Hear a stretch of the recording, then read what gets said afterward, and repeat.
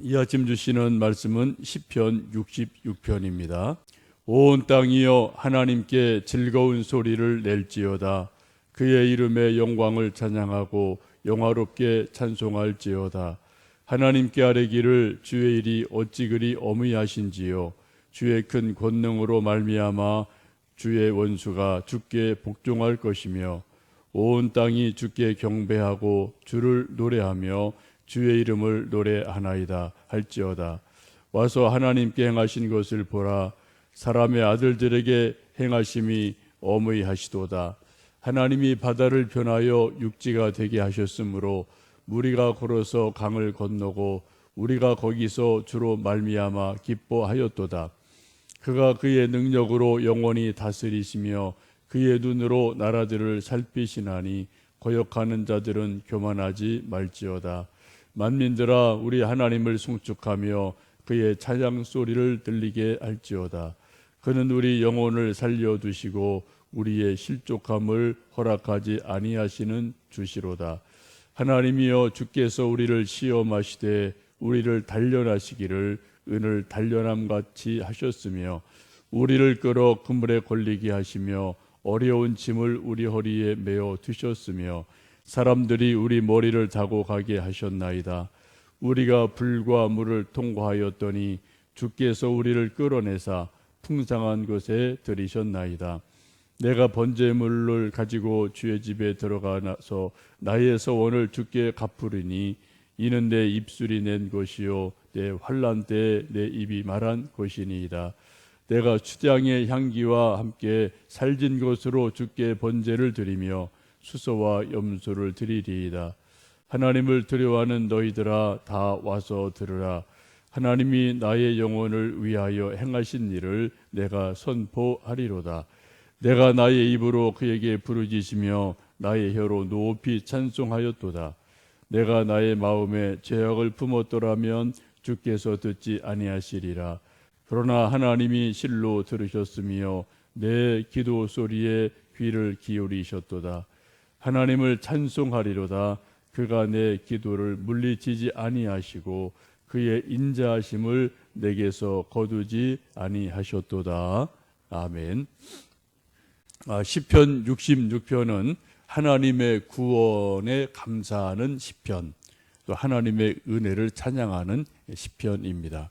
많이 나오는 단어가 찬양, 찬송, 즐거이 노래하자, 기도 이런 단어들이 많이 나옵니다. 기도의 관점에서 시편 66편을 보시면 크게 중요한 기도 두 가지를 소개하고 있습니다. 첫 번째는 회개의 기도를 소개합니다. 18절 말씀 함께 읽습니다. 18, 19절입니다. 내가 나의 마음의 죄악을 품었더라면 주께서 듣지 아니하시리라.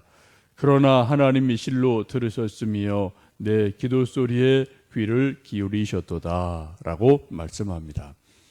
하나님께서 우리에게 말씀하시기를 우리 마음에 죄악을 품고 있으면 하나님이 우리 기도를 듣지 않으신다라고 말씀합니다. 기도가 상달되지 않는다는 거죠. 중간에 뭔가 막혀 있다는 거죠. 그것이 죄로 막혀 있다라고 말씀합니다. 우리가 집에서 설거지할 때 이제 가끔 싱크대가 막혀서 물이 내려가지 않을 때가 있는데 잘 살펴보면은 싱크대 어디인가에 뭔가 음식물이나 뭐 이물질이 막혀 있어서 물이 내려가지 않을 때가 있습니다. 물이 내려가지 않으면 이렇게 좀 뜯어서 잘 보면은 이제 막힌 것을 좀 걷어내면은 또 물이 잘 흘러갑니다. 마찬가지로 우리 기도도 뭔가 막힐 때가 가끔 있지요. 그 많은 것들이 있는데 그 중에 중요한 이유 중에 하나는 우리 마음에 죄악을 품으면 주께서 듣지 않으신다라고 말씀을 합니다.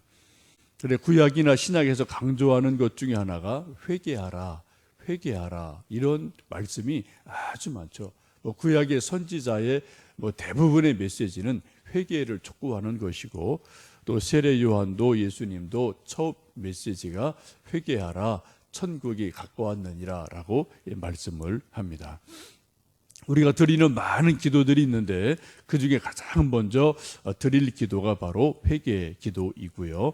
그 다음에 청원 기도, 중보기도 이런저런 기도를 드려야 할 줄 압니다. 여러분 혹시 우리가 기도할 때 뭔가 잘 기도가 상달되지 않는 것 같다, 기도가 막힌 것 같다, 이런 생각이 혹시 드시면 다른 기도를 조금 접어두시고요.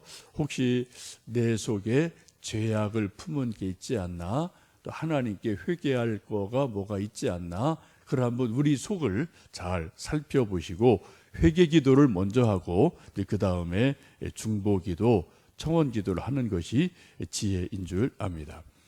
첫 번째 우리에게 요구하시는 기도가 회개기도다 라고요 보시면 되겠고, 두 번째 기도는 서원기도를 우리에게 소개합니다.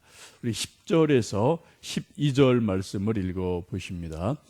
하나님이여 주께서 우리를 시험하시되 우리를 단련하시기를 은을 단련함같이 하셨으며 우리를 끌어 그물에 걸리게 하시며 어려운 짐을 우리 허리에 메어 두셨으며 사람들이 우리 머리를 타고 가게 하셨나이다. 우리가 불과 물을 통과하였더니 주께서 우리를 끌어내사 풍부한 곳에 들이셨나이다. 우리 13, 14절 읽겠습니다. 내가 번제물을 가지고 주의 집에 들어가서 나의 서원을 주께 갚으리니 이는 내 입술이 낸 것이요 내 환난 때에 내 입이 말한 것이니이다 라고 말씀합니다. 두 번째는 서원기도를 말씀하고 있는데, 서원기도를 말씀하기 전에 10절에서 12절 말씀을 보시면 하나님은 우리 인생들을 은을 단련하시듯이 단련하시는 분이다 라고 말씀을 합니다. 옛날에는 금, 은, 보석 많은 것이 있었는데 금, 은이 많이 있었고요. 한때는 금보다도 은을 더 소중히 여기는 시절이 있었던 것 같습니다. 중국이라든지 옛날 대국들을 보면은 소위 이제 돈 대신에 금, 은 이런 것으로 이제 이런 주화를 만들어서 이제 쓰던 때가 있는데, 세계 어떤 금융의 역사를 보시면 가장 먼저 사용됐던 게 은본위제고요. 그 다음에 금본위제, 그리고 이제 지폐 이런 게 나오게 되죠. 중국도 보면은 명나라 이런 시대에 보면 이제 은을 더 소중하게 여겼던 것 같아요. 그래서 은본위제 이런 것을 쓴 것으로 볼 수가 있는데, 이 은행이라는 말이 그래서 이제 은행이라고 나온 거죠. 금행이라고 하지 않죠. 우리가 지금도 금행 혹은 돈을 맡긴다고 해서 돈행 그러지 않고요. 은행이라고 우리가 이제 말을 하고 있거든요. 은행이라는 말이 이제 원래 나오게 된 것은 이제 스페인어로 이제 방코라고 하는데, 이건 이제 영어로 뱅크가 되고요. 이것이 우리 이제 동양권, 특히 한국에서 이것이 번역될 때 은행으로 번역이 됩니다. 그 당시 이제 아주 오래전에 이 중국이라든지 이제 중세 시대가 은을 더 소중하게 여겼던 그러한 역사들이 있어서 그렇게 번역이 된 것으로 보입니다. 은이 가치 있게 되려면 이제 정련이 돼야 됩니다. 은 원석, 돌멩이에 섞여 있는 은 그 자체로는 별로 가치가 없어요. 이것을 깨뜨리고 불에 놓고 부수고 여러 가지 정련하는 과정을 거쳐서 순도 높은 그런 은을 만들 때 이것이 바로 가치 있는 은이 되어집니다. 그래 은에서 불순 물을 빼버릴 때 순수한 은이 되고 이것이 정말 가치 있는 은 덩어리가 됩니다. 오늘 10절 말씀 보시면 하나님이여 주께서 우리를 시험하시되 우리를 단련하시기를 은을 단련한 같이 하셨습니다 라고 말씀합니다. 하나님이 우리 모든 인생을 단련하신다 라고 말씀해요. 그래서 예외되는 사람은 한 사람도 없습니다. 단련받는 정도가 좀 크냐 작으냐 기르냐 짧으냐 이런 정도 차이는 있겠습니다만 우리 모든 사람이 단련을 받는다라고 말씀을 합니다. 혹시 여러분이 무슨 인생의 고난이나 단련을 받으면 두 가지로 보시면 돼요. 이게 내가 인간적인 실수를 해서 당하는 고난이냐 아니면 하나님이 나를 단련하시는 거냐, 이 두 가지를 보시면 둘 중에 하나입니다. 우리가 불법을 행하든 우리가 또 인간적인 실수하면 이거 당연히 고난 당해야 되죠. 어려움 당해야 되죠. 그건 당연한 거죠. 근데 우리가 하나님 말씀을 따라 삶에도 불구하고 정말 우리가 믿음으로 삶에도 불구하고 계속 뭔가 어려움이 있고 연단이 있다. 이것은 단련이다. 연단이다. 보시면 되겠습니다. 지금 은을 단련하는 것처럼 이제 단련하게 되는데 하나님이 그 단련하는 방법을 여러 가지로 쓰십니다. 11절 보시면 우리를 끌어 그물에 걸리게 하시며 어려운 짐을 우리 허리에 메어 두셨으며 사람들이 우리 머리를 타고 가게 하셨나이다. 우리가 불과물을 통과하였더니 주께서 우리를 끌어내사 풍성한 곳에 들이셨나이다 라고 말씀을 하죠. 단련하는 방법을 여러 가지로 우리에게 주십니다. 우리가 사람들의 그물에 걸리게 하셔요. 그래, 악인들의 그물에 걸려서 우리가 까닭 없이 고난을 당하고 어려움을 당할 때가 있습니다. 또 어려운 짐을 우리 허리에 묶어 두실 때가 있습니다. 또 어떤 사람들이 우리 머리를 타고 갑니다. 머리를 타고 한다는 것은 머리를 막 밟고 지나간다는 거죠. 머리를 짓밟는다. 그런 말씀이거든요. 이런 것들이 마치 물과 불을 통과하는 것 같다라고 말씀합니다. 우리 아들들이 이제 군대에 가면은 많은 훈련을 받고 이제 그 중에 하나가 유격 훈련을 받죠. 그래서 막 물 바닥으로 기고 또 철조망 통과하고 뒹굴기도 하고 위에서 뛰어내리고 이런저런 수많은 유격 훈련을 받게 되는데 유격 훈련을 받다가 뭐 무릎이 까이고 또 때로는 뭐 부러지기도 하고 여기저기 멍들기도 하고 이런 일들이 상당히 많이 있거든요. 또 우리 운동 선수들 근력을 키우려고 연습하는 것 보면은 모래 주머니를 이런 다리에 묶고 달리기를 하고요. 또 어떤 선수들 보면은 타이어 뭐 안 쓰는 것 이런 것을 한 개 두 개 줄에 묶어서 그것을 허리에다 묶고 또 막 그것을 앞으로 뛰고 걸어가고 있는 힘을 다해서 훈련하는 그런 모습 여러분 뭐 종종 보신 적이 있을 겁니다. 그렇게 근력을 키우고 지구력을 키워야지만 실제 경기에서 좋은 성적을 낼 수 있기 때문에 감독들이 좀 무식하다 싶을 정도로 정말 땀이 나게 또 근력을 키우려고 이런저런 훈련을 시킬 때가 있죠. 여기 또 12절에 보시면 사람들이 우리 머리를 타고 가게 하신다라고 말씀을 하는데 이것은 원수들이 우리 머리를 막 짓밟고 간다 그런 거예요.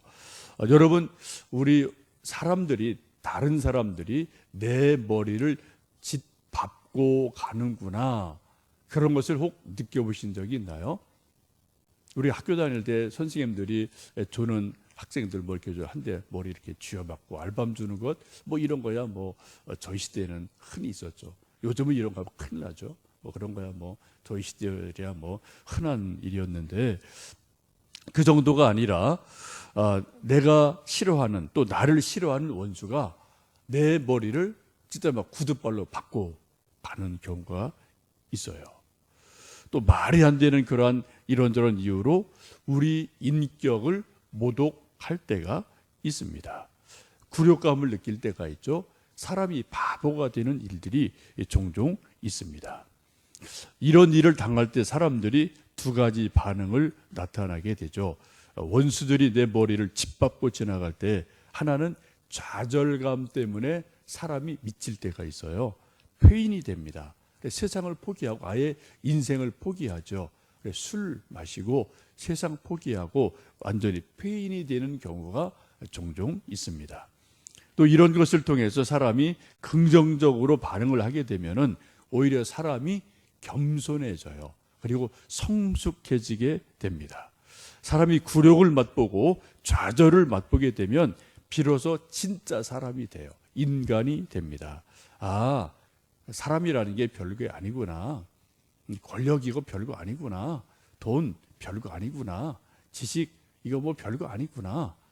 그런 어떤 좌절을 통해서 정말 내가 별것 아니구나 라는 것을 깊이 깨지면서 깨닫게 되고 내가 죄인이구나 라고 생각하고 깨닫고 교만이 싹 사라지게 됩니다. 그리고 사람 의지하지 않고 돈 의지하지 않고 권력 의지하지 않고 어떻게 해요? 하나님만 의지하게 돼요. 그리고 비로소 그때 비로소 진실한 사람, 겸손한 사람이 되게 됩니다.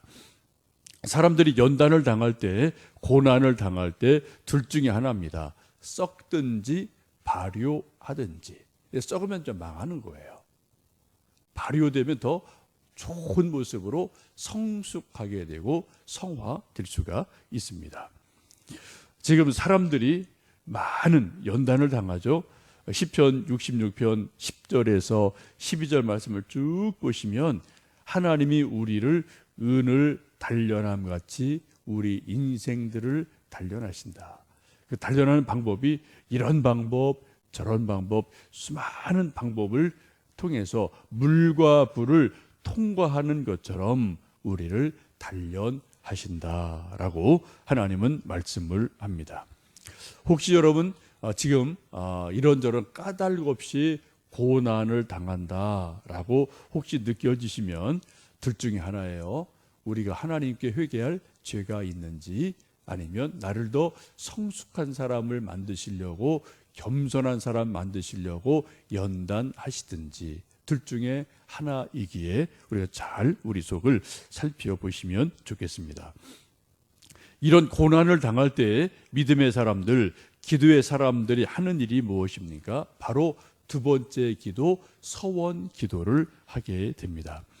66편 13절에서 15절 말씀을 읽습니다. 내가 번제물을 가지고 주의 집에 들어가서 나의 서원을 주께 갚으리니 이는 내 입술이 낸 것이요 내 환난 때에 내 입이 말한 것이니이다. 내가 휴장의 향기와 함께 살진 것으로 주께 번제를 드리며 수소와 염소를 드리리이다.